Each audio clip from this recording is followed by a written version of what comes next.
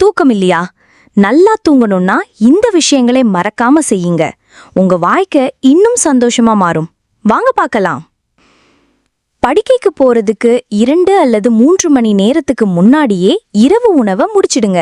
அப்போதான் சாப்பிட்ட உணவு ஜீரணமாகி நிம்மதியான தூக்கம் வரும். இரவு நேரத்துல சண்டையோ வாக்குவாதமோ செய்யவே செய்யாதீங்க. கோபத்தோடு தூங்க போனா மனசு அமைதியா இருக்காது. தூங்க போறதுக்கு முன்னாடி மனசை ரிலாக்ஸ் பண்ணிக்கோங்க. டிவி மொபைல் பார்க்கறத தவிர்த்துட்டு அமைதியான இசையை கேட்கலாம், இல்ல புத்தகம் படிக்கலாம். நீங்க படுக்கிற இடத்தை சுத்தமா வச்சுக்கோங்க. படுக்கை விரிப்புகளை மாத்தி தூசி இல்லாம பாத்துக்கோங்க. சுத்தமான இடத்துல படுக்கும்போதுதான் நிம்மதியான தூக்கம் தானா வரும். இந்த சின்ன சின்ன மாற்றங்களை உங்க இரவு நேர வழக்கத்துல கொண்டு வந்தா நிச்சயம் உங்க தூக்கம் மேம்படும். உங்க வாழ்க்கையும் இன்னும் சந்தோஷமா மாறும்.